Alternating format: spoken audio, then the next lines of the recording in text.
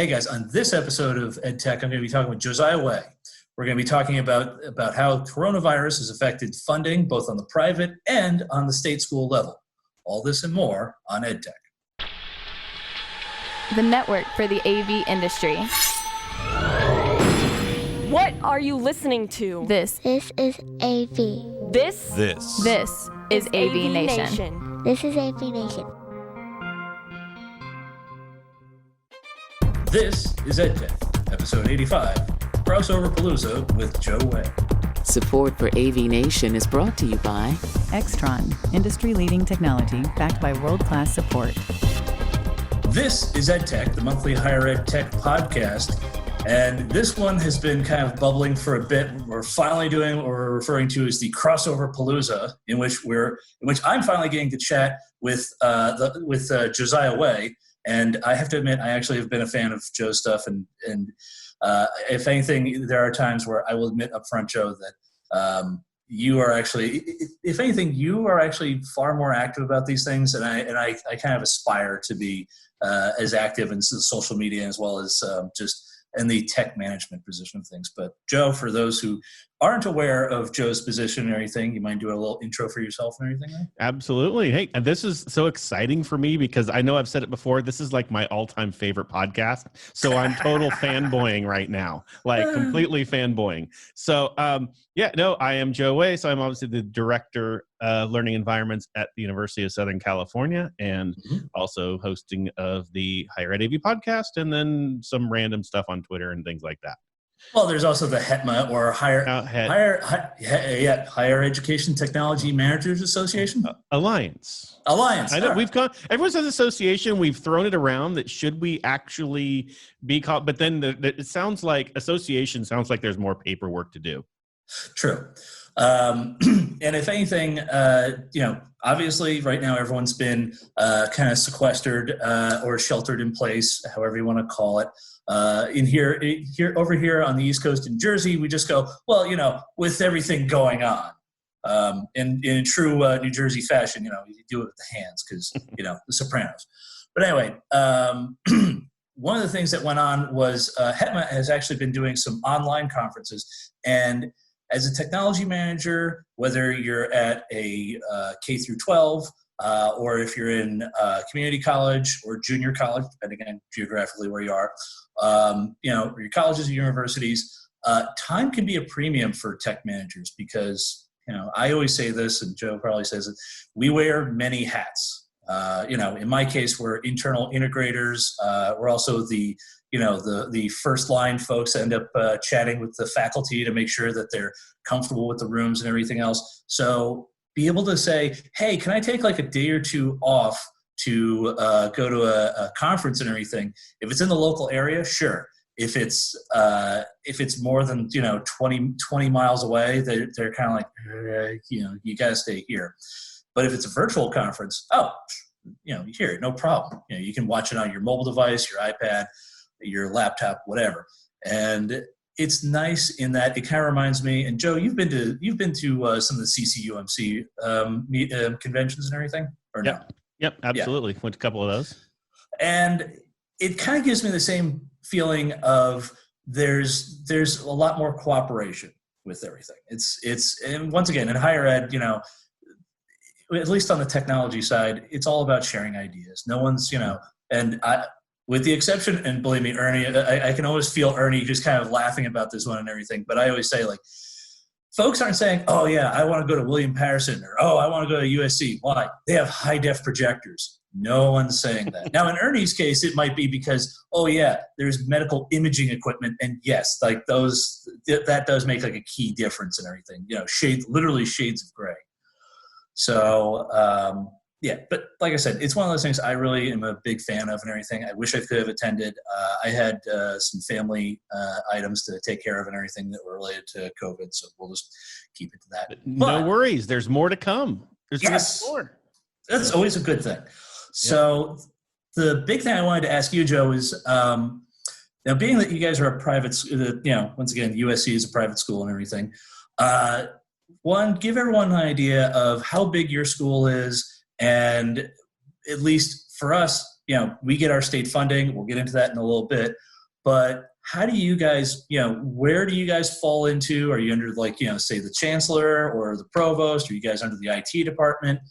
Help break it down. It's, and I'm sure folks have probably heard this a billion times, but once again, there's always new folks listening. And once again, at a school your size, it works a little differently than, a smaller school like mine. Yep. Well, see, we're actually in a federated environment, but also sort of centralized. It's a weird setup. We're in the process of, because we've gone through a major reorg. So there still are patches of their own. But yeah, I technically fall under the IT department, which falls under the finance department, which falls under the president. Okay. That's how we roll.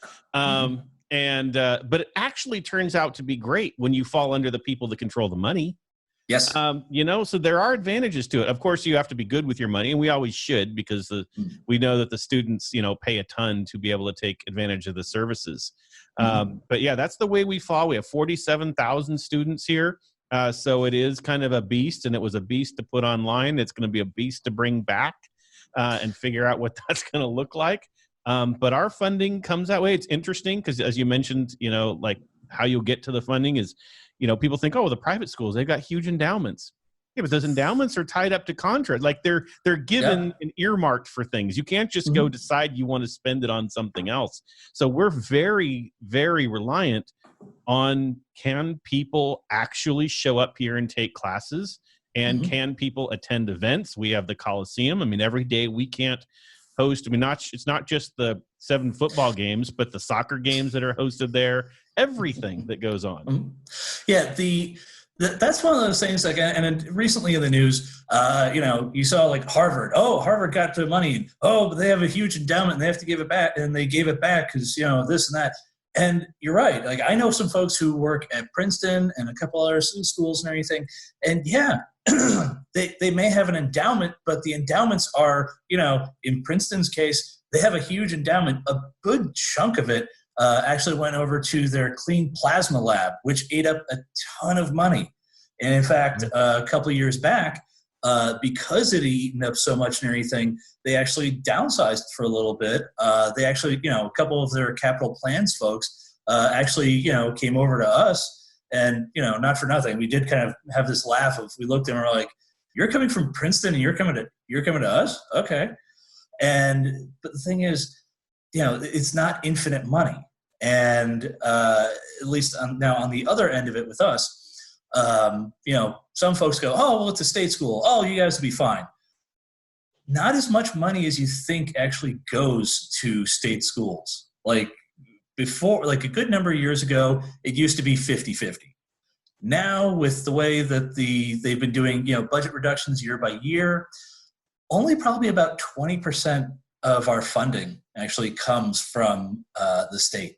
Everything else is through tuition, through outside rentals, through, technology fees, things like that. And, room and board, all that kind of stuff. So yeah, for us, it's not just, here, we'll do some stuff online. Yeah, that's only going to do X amount of dollars, and that's only going to, bring X amount of students in. And go ahead. I know to say that's interesting, because my view is, the states have unlimited money, right? If they can, here in California, we're giving $600 a week to everyone who can't work, and we're just throwing money around everywhere. So therefore you think, hey, okay, so they can just keep open because they can just keep those property tax dollars flowing in and but yet, and then it was someone else who I was talking to from Stockton, James, we're in the business of furloughing people and stuff in state schools and things. And you don't think about that from the private side, but yeah, you're right. States know how to cut by just saying, all right, everyone, you get every Friday off until we're back to where we need to be. And it's like, wow, that's kind of a scary thing. And we're juggling that, and we're trying to figure out whether we have to go that way. But yeah, we'd also, you don't get the money you think is always there. Right. Yeah, that's the big thing. Our president, this one's public knowledge and everything.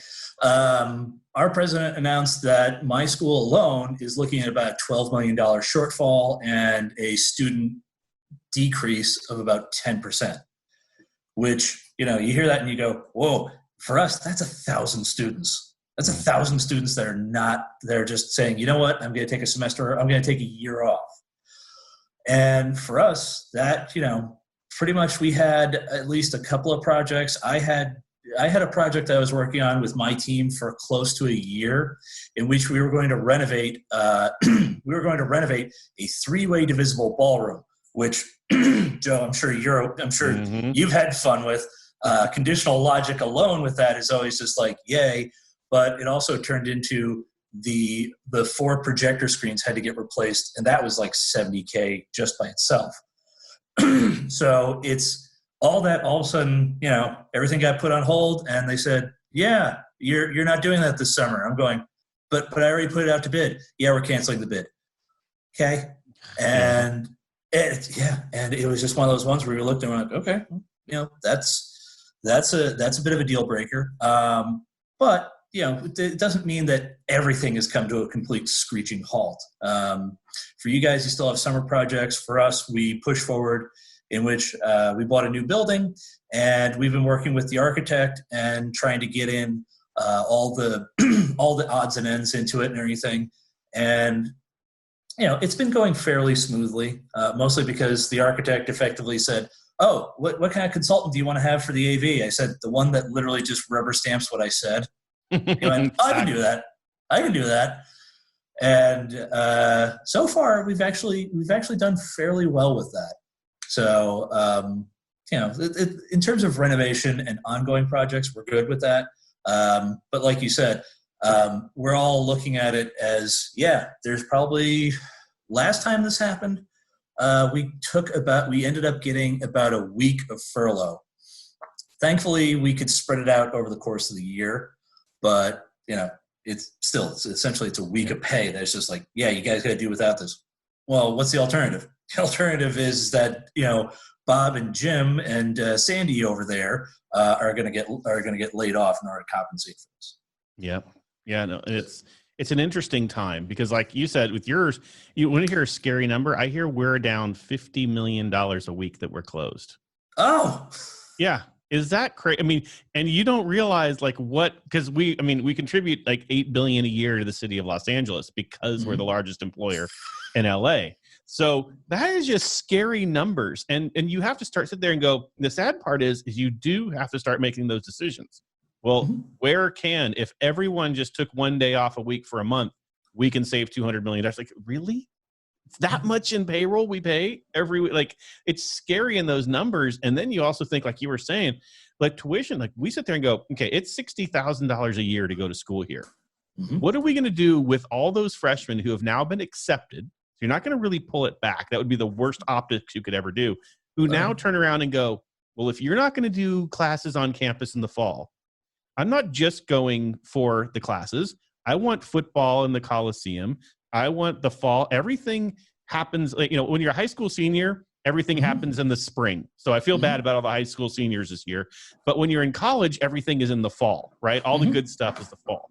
So therefore, you go, if they're going to miss that, you know how many we're already hearing saying, well, I'm just going to defer my enrollment until spring. I'll do community college work at home. If I'm already going to have to attend online, I'll just stay home, not spend the money, do those GEs online from the community college, transfer it in, because you know what? When I graduate, my degree is still going to say USC, right? Because and then they're deferring that. And every student who chooses to defer for even one semester is $30,000 in tuition that's lost. I mean, take that by the numbers. That's huge. And, and it's like, you don't want to open just because of the numbers. And, and it's one of those things it's a reality, but on the other hand, safety is important.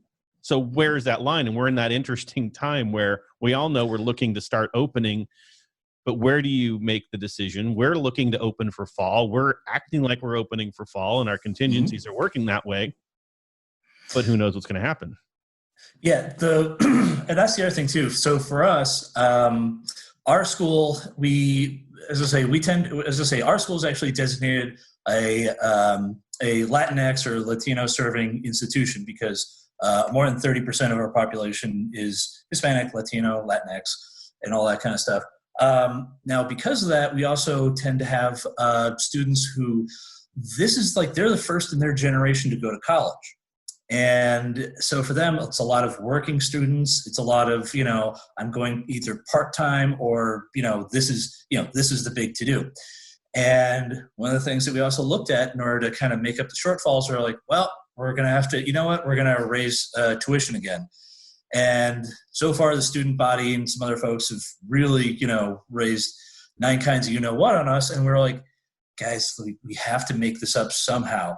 And to put it in perspective, it's not a giant jump. I think it was either like 1.5 or 1.75 or even 2, which in the grand scheme of it is not that deadly. Now, comparatively, for us, tuition is, if I remember right, I think including room and board is about, I want to say it's like about 13 or 14 or so.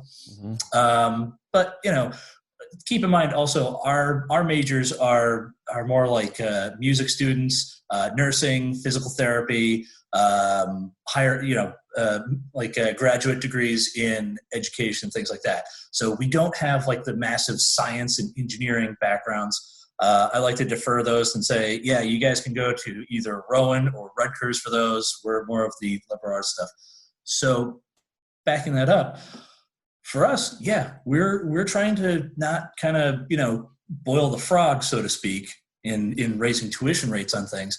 But at the same time, we're trying to close the shortfall. And, there's still talk back and forth of us getting some amount of monies back from CARES.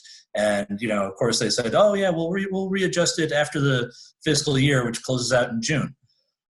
The trouble is that our president pretty much also said, oh, yeah, we're not going to do any layoffs until the end of the fiscal year. And all of us looked and went, that's June. Mm-hmm. And so, all of a sudden you have folks who were planning on moving, who were planning on a family and this and that. And they're all suddenly looking going, okay, maybe I should wait till September once this all boils through. And, I won't lie, it's a scary time. Yeah. Yeah. It's interesting because based on what you just said, what people don't realize is that we live on future earnings that already have previous earnings. How do you say it? So we budget based on money that's already been allocated, right? Mm-hmm. So therefore, when like you said, why are a lot of people not being furloughed or laid off right now? Because they're living on money that's already there. The problem is what happens in July when all of our new budgets start, and now we're having to project for that or the following year. Like even this next year might be okay because that money is probably already earmarked, right? Mm-hmm. But even that, they're already looking ahead and looking at the shortfalls that are going to happen this year because now that impacts ahead. So that's why we're all kind of quote unquote living pretty right now. But that may not be the case as soon as it's, okay, now new reality that we have to look ahead. We're living on borrowed money right now. Yeah. The other thing, and once again, this is kind of adapting to the students we have, the environment that we're in, and also just trying to, for us, it's trying to shore up, pick up the low-hanging fruit, so to speak. It sounds mean when I say this, but like in our case, the building that we're renovating, it's going to be the continuing professional education building.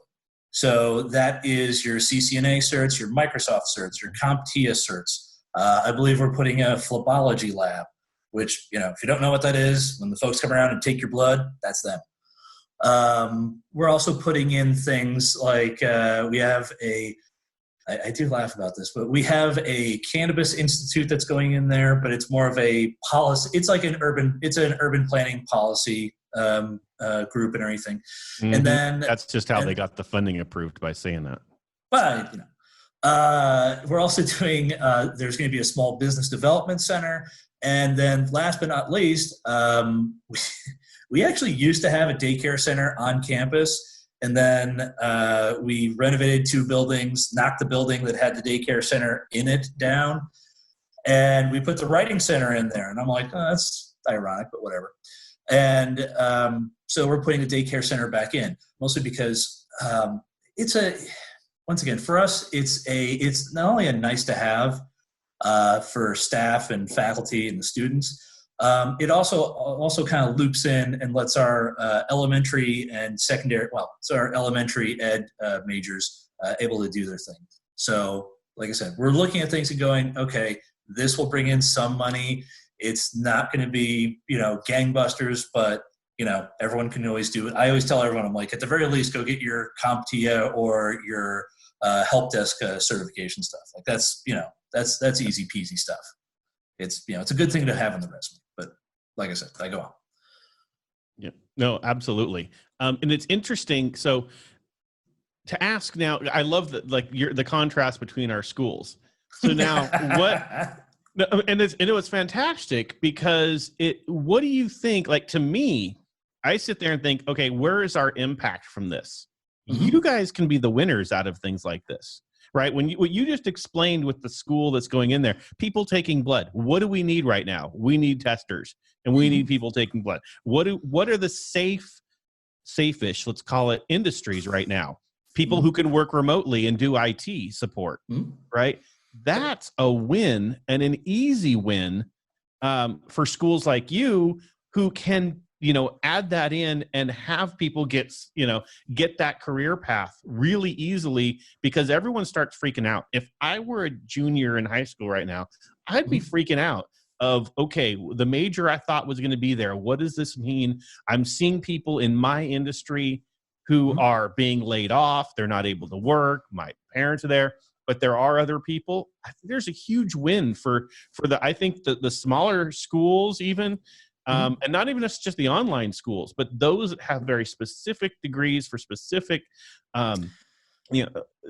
majors are the winners. So one of the things that I had to, that I took note, the other big thing is that for us, our online program is it's been there, but it's never been as robust as we'd liked.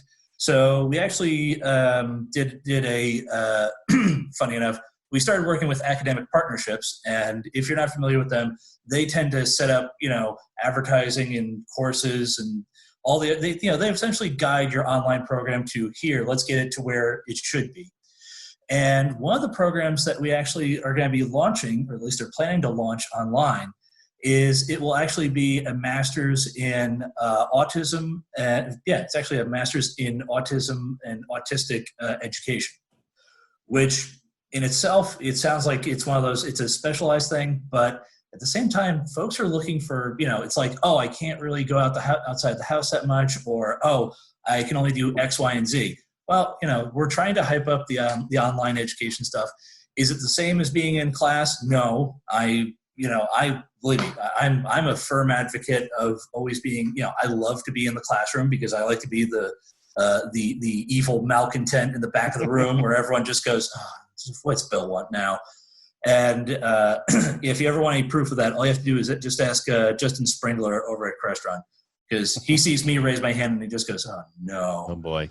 Oh, yeah. No, if anything, that's actually how I met an associate of both of ours, James, who's over at Stockton. And it's really funny, too, because James is more of an AMX guy, and to which I remember seeing him at the Crestron Summit, and I'm going, what are you doing here? But anyways, like I said, for us, we're trying to go for some of the quick turnaround stuff.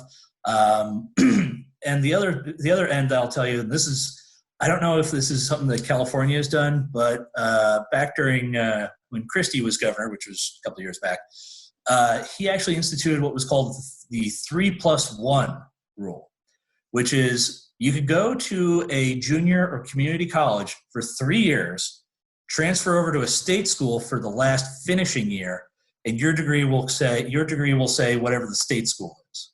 Oh, wow. Which, see, from a student perspective, they go, "Oh, that's great." For us, it's one of those things where we really have to get into the nitty gritty and check to make sure everything meets the accreditation, because effectively it kind of turned us into a little bit of a finishing school. But they're still working it through. On the reverse end of that, though. Once the state schools, got word of this, at least in New Jersey, they said, okay, fine, we're going to start offering associate degrees. And the community colleges all went, wait, what? No, that's our thing. That's what we do. And we're like, turnabout's fair play, guys. So, go ahead. Yeah, we just had where we have a couple of our community colleges that were now just allowed to offer 4-year degrees. Well, Wow. You're no longer a community college if you can offer a 4-year degree. But on the other hand, and our community college system is moving, and they had done this even before pandemic, online, and you can get a 4-year degree by doing it online through the community college online program. So that's really interesting. But we do have, not necessarily we cooperate, but California does have if you do certain classes at your community college, you'll get your guaranteed acceptance into a UC or a Cal State. Now, you're not necessarily going to get into UCLA or, Berkeley, but you will get into one of them. Like, they will guarantee acceptance if you do the certain things to be able to move up. And that is done on a 2-year plan. So it's a 2 and 2. And then at SC, we kind of follow that too. If you do that, that's a minimum requirement to be able to get in and transfer in. Yeah. But it's interesting. Yeah. The other thing, and I don't know. Once again, this is dependent on state.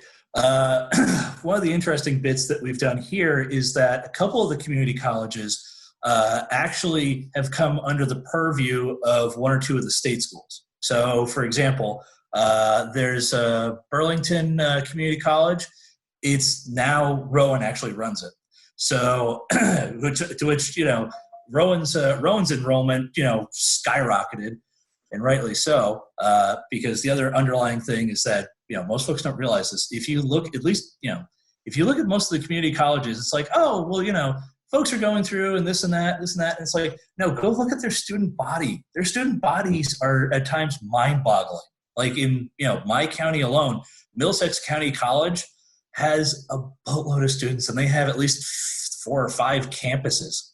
And they share a couple with Rutgers and everything, but as I say, for them to pull that, it's one of those things I look and I go, man, I wish we could take over one of the community colleges, at least in our county. I'm like, oh God, our student body would double. Yeah. But once again, it's all on how we're crunching the numbers. It's all how we're doing the planning and how this comes back to us and everything. For us, we're originally, the building renovation, we were going to bid it out because it's right now we're looking at about 26 rooms or so. And we kind of leveraged everything, looked at it all and said, okay. And instead, we're actually going to be going with Crestron's NVX system.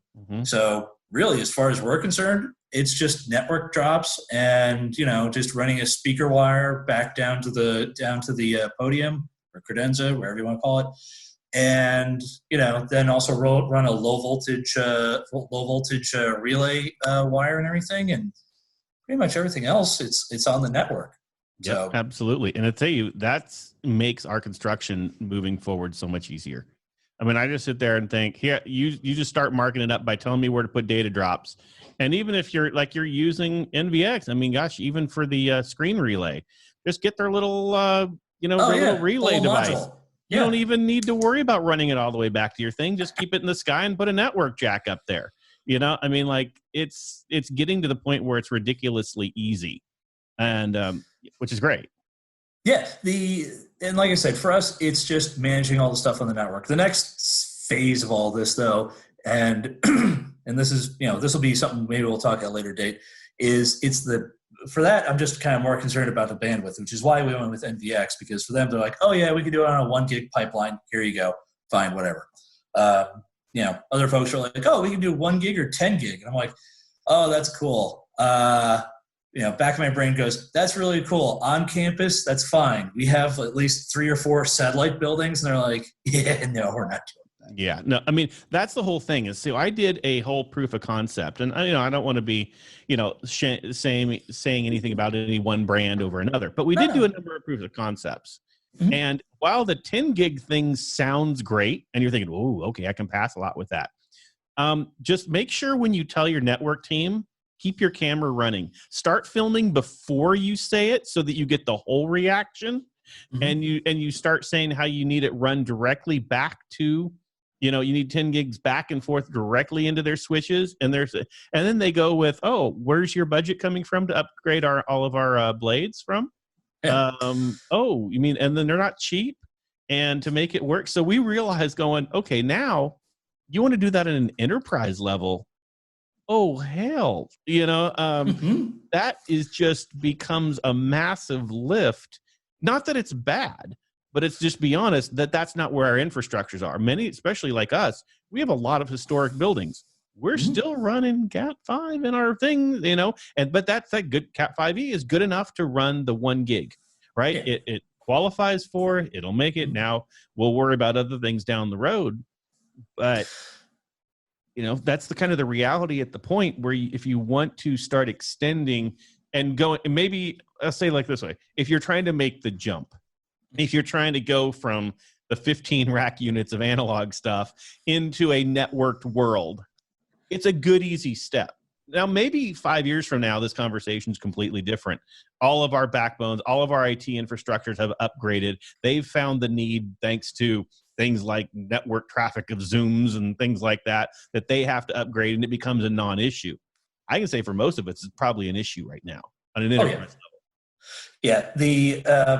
And I'll just kind of keep everything to this in that, and I don't bash manufacturers, mostly because most manufacturers, and Joe, you can agree with me on this one, they will have they'll have a couple of products that for them it's like, oh, this is bulletproof, like this thing's like the Mack truck, you can't screw this up.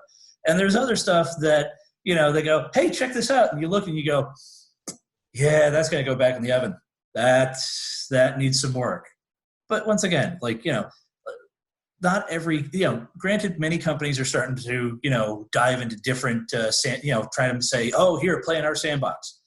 That's great. For us, listen, there's some stuff that Extron does really great. There's some stuff that Crestron does really great. There's some stuff that, I'd rather just go with BrightSign with for, signage. Why? Because they're cheap and easy. And if it breaks, oh my gosh, I'm out a micro SD card and $500. Yep. But, once again, it's how you mix and match with these things. So, once again, we're kind of coming up on the limit here and everything. But, Joe, where can the fine folks find you at online? You can find me on all social media at Josiah Way. Pretty much, it's consistent across the board. You can find me, and then, of course, you can find the podcast and Hetman and all that through me there. And they're all at what they would be, hired at AV, Hetman.org, and all that stuff. Yay. Once again, I'm Bill O'Donnell. You can find me on LinkedIn. I'm usually messing with Joe and his ilk on Twitter from time to time. Don't worry, you'll just see a simple caricature of me and you can figure everything else out from there. Anyways, once again, this has been EDTech, part of the AVNation podcast family. As always, this is EDTech.